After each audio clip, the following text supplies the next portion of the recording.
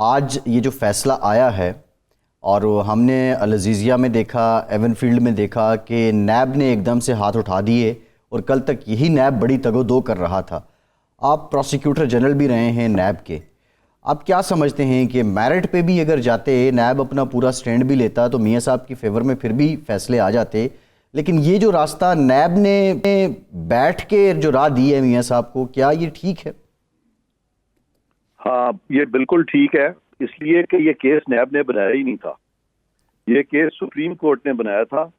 Supreme court نے اس میں تفتیش کو سپروائز کیا تھا، سپریم کورٹ نے تفتیش کرائی تھی اور سپریم کورٹ نے احکامات جاری کیے تھے کہ اس میں چیئرمین نیب ریفرنس فائل کریں گے، جبکہ نیب کے قانون میں یہ لکھا ہوا ہے کہ تفتیش بھی نیب کرے گی اور ریفرنس بھی چیئرمین نیب اس کا ڈیسیژن لے گے فائل کرنے کا، اور نیب کے قانون میں اگر کوئی انویسٹیگیشن ٹیم بنانی ہے جوائنٹ تو وہ بھی اختیار نیب کو ہے، وہ سپریم کورٹ کو نہیں ہے۔ تو سپریم کورٹ اس میں سارا کچھ ہی بن گئی تھی، اور اس لیے یہ تمام جو لیگل وائلیشنز جو تھیں اس میں اتنی گلیئرنگ تھی کہ یہ نیب کا کیس ہی نہیں تھا، یہ کیس سپریم کورٹ نے بنایا تھا، اور پھر جو اس کا حشر ہوا کہ آج اسلام آباد ہائی کورٹ نے اس کو ختم کر دیا، تو اس سے آپ اندازہ لگا سکتے ہیں کہ نہ صرف کہ سپریم کورٹ کا پناما کیس کا فیصلہ غلط تھا، بلکہ اس پہ جو سپر سٹرکچر بنایا گیا تھا احتساب عدالتوں کے ذریعے سے وہ بھی دھڑام سے سارا نیچے گر گیا ہے، اور اس لیے اس پہ نیب کو مورد الزام ٹھہرانا اس کیس میں سمجھتا ہوں بالکل غلط ہے۔ اور نیب کی حیثیت کیا ہے؟ نیب تو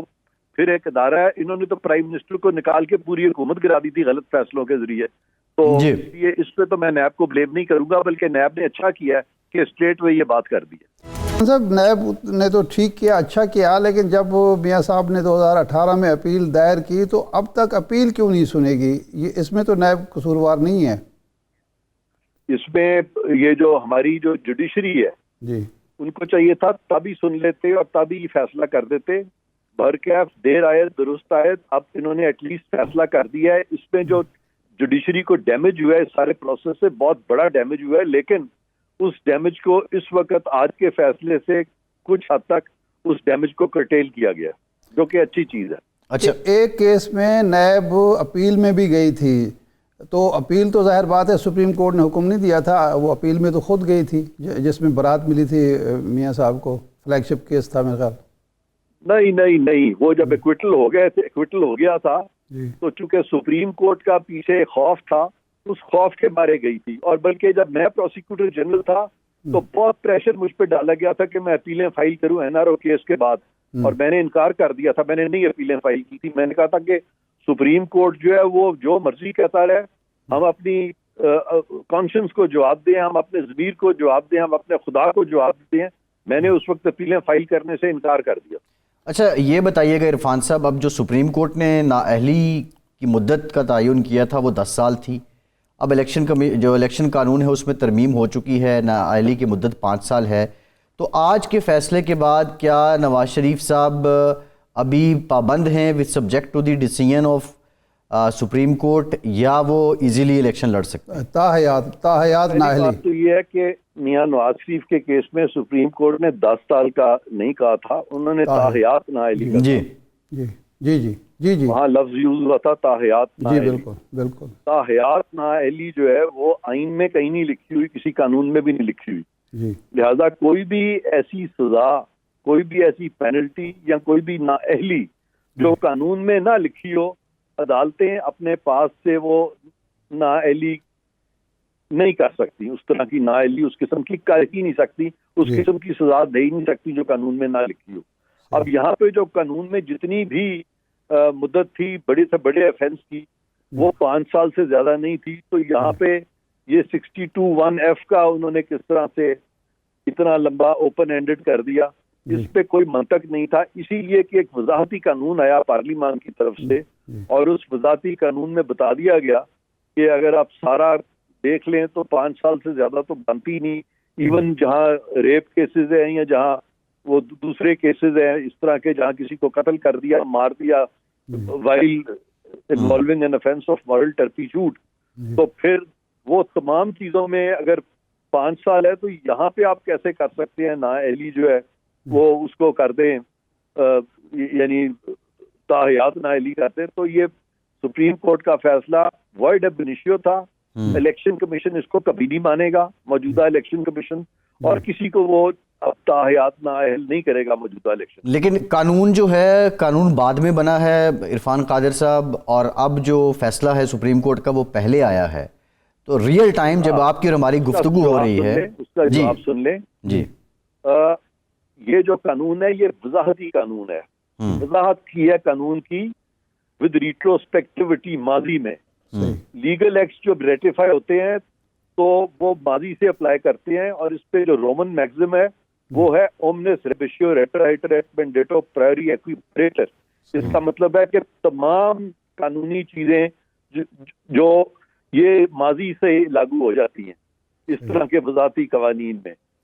کیونکہ یہ ایک لیگل چیز انہوں نے بتائی ہے اس قانون میں. سپریم کورٹ کا جو وہ تھا وہ قانون میں نہیں لکھا ہوا تھا, لہذا یہ ماضی سے یہ نافذ العمل ہو چکا ہے, اور اس کو سپریم کورٹ کا جو وائڈ اب انیشیو آرڈر ہے اس کے رستے میں نہیں آئے گا. اچھا, جہانگیر ترین صاحب بھی تاحیات نااہل ہیں, تو انہیں کسی عدالت میں جائے بغیر اب ان کی بھی اہلیت ہو گئی ہے, اب ان کو کوئی الیکشن بآسانی وہ لڑ سکتے ہیں. ہاں, ان کی بھی اہلیت ہو گئی ہے, لیکن میں پہلے آپ کو بتا دوں کہ ان کے مخالفین جو ہیں, جی, یہ جو قانون آیا ہے 232 جس میں کہ یہ کہا گیا ہے کہ 5 سال ہوگی, اس کو چیلنج کر دیں گے وہ عدالتوں میں. اچھا, اور جب چیلنج کریں گے تو اگر سپریم کورٹ نے اس قانون کو آئین کی کسی شق سے متصادم قرار دیا, جی, جو کہ وہ دے ہی نہیں سکتے کیونکہ یہ متصادم ہے ہی نہیں کہ آئین کے کسی شق سے, صحیح, لیکن جب تک کسی شق سے کوئی بھی عدالت اس کو متصادم قرار نہیں دے گی تب تک یہ رائج الوقت قانون ہے, اور اس کا اطلاق الیکشن کمیشن ہر اس کیس میں کرے گا جہاں پہ کہ تاحیات نااہلی ہوئی ہے, اور تمام وہ لوگ جن کی تاحیات نااہلی ہوئی ہے ان کو اگر 5 سال ہو گئے ہیں تو وہ تمام الیکشن لڑ سکیں گے. صحیح. اس کا مطلب یہ ہے کہ ابھی ایک قانونی ہچ موجود ہے کہ کوئی اگر چیلنج کرے گا تو وہ ایک مرحلہ ہوگا, عدالت سے فیصلہ آئے گا تو تب ہی یہ الیکشن لڑ سکیں گے. نہیں, کوئی قانونی ہچ اس میں نہیں ہے, لیکن اگر کوئی غلط من گھڑت کیس کسی کے خلاف کر دے جو کہ عدالتوں میں ہزاروں کے حساب سے پینڈنگ ہے, میں بھی آپ کے خلاف کوئی غلط کیس کر دوں یا آپ میرے خلاف غلط کیس کر دیں, جی, تو وہ پینڈنگ ضرور رہے گا, مجھے تکلیف ضرور ہوگی, لیکن وہ کوئی قانونی چیز نہیں ہوگی. اچھا, عرفان قادر صاحب, اس وقت جو موڈ نظر آتا ہے, عدالتیں اپنے ماضی کے غلط فیصلوں کا ازالہ کر رہی ہیں, اس سے رجوع کر رہی ہیں اور فیصلوں کو درست کر رہی ہیں, آئین کو, قانون کو درست سمت میں لے جانے کی کوشش کی جا رہی ہیں. لیکن عام طور پر یہ سوال اٹھتا ہے کہ یہ ماضی کی غلطیاں تو ہو گئیں, کیا اس وقت عدلیہ واقعی آزاد ہے, خود مختار ہے, اور فیصلے وہ آزادی سے کر رہی ہے آئین کے مطابق, قانون کے مطابق؟ اب یہ سوال جو ہے کہ عدلیہ اس وقت آزادی سے کہہ رہی ہے, مثلا یہ جو ایک فیصلہ انہوں نے جو کیا ہے ابھی, جی, یہ ریسنٹلی جو کیا ہے اس پہ کم از کم چونکہ لا کو فالو کیا ہے, اس لیے میں یہ نہیں کہہ سکتا کہ وہ آزادی سے نہیں کیا گیا. جی, اور اگر کوئی چیز بیہائنڈ دا سین ہو رہی ہے جی, تو وہ تو عارف صاحب نہ وہ آپ کے نالج میں نہ وہ میرے نالج میں, کیونکہ ہمیں غائب کا علم نہیں ہے. صحیح, تو ہم تو قانونی طور پہ یا منطقی طور پہ کسی فیصلے کو دیکھ کے یہ کہتے ہیں کہ یہ عدلیہ جو ہے کسی دباؤ کے تحت کیا ہے یا عدلیہ نے قانون کو فالو کیا ہے. کیونکہ یہاں قانون کو فالو کیا ہے تو مجھے اس طرح کا دباؤ اپیرنٹلی تو نظر نہیں آ رہا.